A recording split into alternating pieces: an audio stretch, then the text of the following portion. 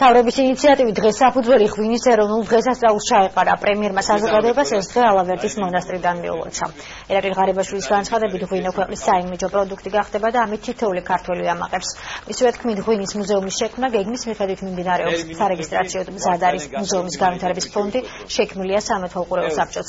პრემიერ-მინისტრის ინფორმაციით, მსოფლიოში ცნობილ სპეციალისტებთან და არქიტექტორებთან რამდენიმე მნიშვნელოვანი შეხვედრა უკვე გაიმართა. უნდა აღნიშნოთ და იმედი მაქვს, რომ მომავალში ეს დღე უნიკალური ცენტრი უნდა იყოს ეს, რომელშიც თავმოყრილი იქნება ქართული ღვინის მთელი ისტორია. მუზეუმის შექმნა მიმდინარეობს გეგმის მიხედვით, ჩვენ უკვე მუშაობთ ამაზე აქტიურად. თვითონ მინისტრი არის ჩართული. მან უკვე დაათვალა რამდენი მუზეუმი წარმატებულ ყველაზე საუკეთესო მუზეუმი მსოფლიოში და ჩვენ გვინდა რომ ყველაზე საუკეთესო გავაკეთოთ საქართველოში. ვინაც საქართველო არის ცნობილი როგორც ვაზის საკვანი. და ამიტომ ჩვენ ქართულებს გვეკადრება სწორედ ასეთი უნიკალური მუზეუმის გაკეთება.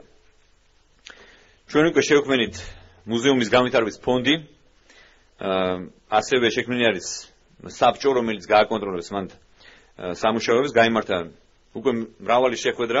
სახელმწიფო კახეთში სოფელი ყავთოსთან აპირებს ერთი მნიშვნელოვანი პროექტის განხორციელებას. ეს არის ქვევრის სკოლა სახელოსნოს მშენებლობას. ესეც გამოხატული აშკარაზრუნვა არის იმ ძირძველი ტრადიციის შენარჩუნებასა, აღდგენა, აღორძინებასა და მომავალ ობიექტურ გარემოში რეალურად ძლიერად ყოფნასა, რადგანაც თუ არ განვითარდით, მხოლოდ ისტორიით წარმატებას ვერ მივახცევთ.